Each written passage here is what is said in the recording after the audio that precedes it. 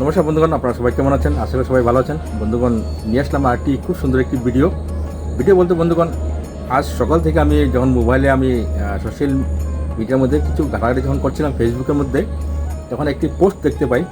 সেই পোস্টটি দেখে আমার খুব বেশি ভালো লাগলো। তো আমি ভাবছি সেই পোস্টটি আপনাদের সবাইকে দেখাই।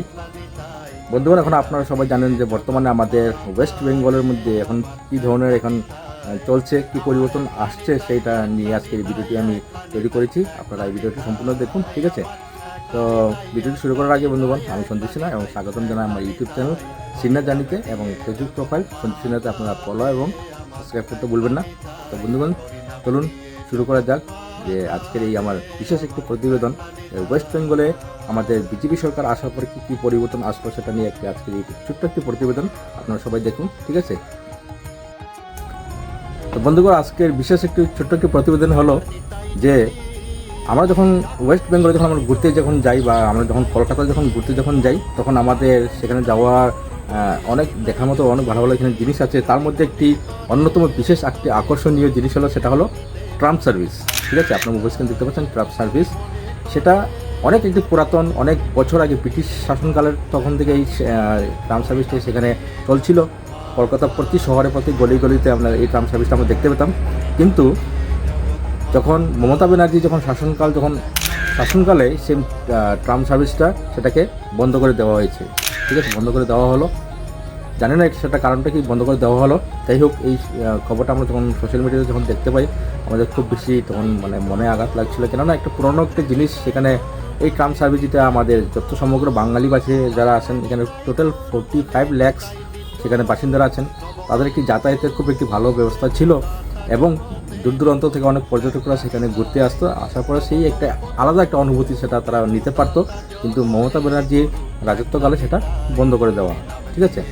কিন্তু এখন ব্যাপারটা হচ্ছে কি, আজকে ছোটো ছোটো ভিডিও ক্লিপস দেখাবো। আপনার ভিডিও ক্লিপসটি দেখবেন যে যখন ভারতবর্ষে আমাদের ওয়েস্ট বেঙ্গলে তৃণমূল কংগ্রেসের পতন হওয়ার পরে যখন নরেন্দ্র মোদীর তত্ত্বাবধানে কলকাতার মধ্যে বিজেপি সরকার গঠন করা হয়, তারপর সঙ্গে সঙ্গেই সেখানের ওয়েস্ট বেঙ্গলে বর্তমানে যিনি মুখ্যমন্ত্রী সিএম আমাদের শুভেন্দু অধিকারী স্যার এবং মাননীয় প্রধানমন্ত্রী নরেন্দ্র মোদী ওনার সাথে সহযোগিতায় সেই ট্রাম সার্ভিসটি যেটা বন্ধ করা হয়েছিল, সেই ট্রাম সার্ভিসটি আপনার ভিডিওতে দেখতে পাচ্ছেন কি সুন্দর আবার নতুন করে চালু করা হলো। তো আজকের এই ভিডিওটি আমি সোশ্যাল মিডিয়াতে দেখছিলাম, তো ভাবছিলাম কি এই ভিডিওটি আমি যেন সবাইকে দেখার সুযোগ করে দিই।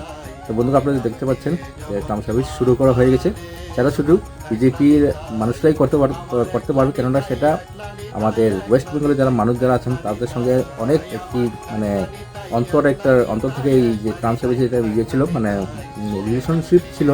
কিন্তু মমতা ব্যানার্জি সেটাকে বন্ধ করে দিয়েছিল। কিন্তু বিজেপি সরকারের নতুন সরকার গঠন হওয়ার পরেই শুভেন্দু অধিকারী, যিনি বর্তমানে ওয়েস্ট বেঙ্গলের চিফ মিনিস্টার, মুখ্যমন্ত্রী উনি এই সিস্টেমটা চালু করে দিয়েছেন। তো কলকাতার ট্রাম সম্বন্ধে আপনারা সবাই অবগত আছেন, ঘটনা সবাই জানেন। সেটি 1873 সালে সেটা প্রথম কলকাতা শহরের মধ্যে, এটা ভারতবর্ষের মধ্যে প্রথম এই সার্ভিসটি চালু করা হয়, ঠিক আছে? এবং এই চালু হয়েছিল 1873 সালে, সেটা চালু হয়েছিল এবং পরিচালনা করতেন পশ্চিমবঙ্গ সরকার নিগম, ওয়েস্ট বেঙ্গল টিসি, WBTC সেটি পরিচালনা করতেন। পুরো হাওড়া থেকে আপনার দমদম যেখানে আপনারা যান, সেই পরিষেবাটা আপনারা সবাই এখানে যারা এখানে লোকাল মানুষরা যারা বসবাস করতো বা যারা বাইরে থেকে টুরিস্টরা যখন ঘুরতে আসতো, এই সার্ভিসটা তারা সবাই নিতে পারতো।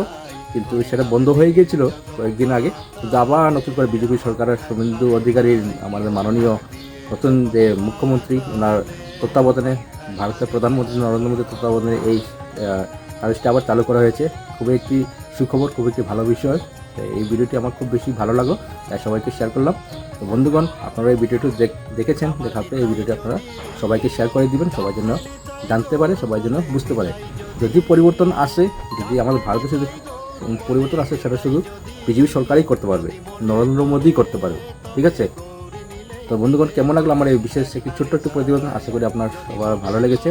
আর যদি ভালো লেগে থাকলে তাহলে নিশ্চয়ই এই ভিডিওটি আপনারা সবাইকে দেখার সুযোগ করে দেবেন। তার সঙ্গে আপনাদের মূল্যবান মতামত আমাকে নিশ্চয়ই জানাবেন, ঠিক আছে? তো বন্ধুগণ, দেখা হবে একটি পরবর্তী ভিডিও নিয়ে। ততক্ষণের জন্য আমি সঞ্জীব সিনহা আপনাদের কাছ থেকে বিদায় নিচ্ছি। ধন্যবাদ।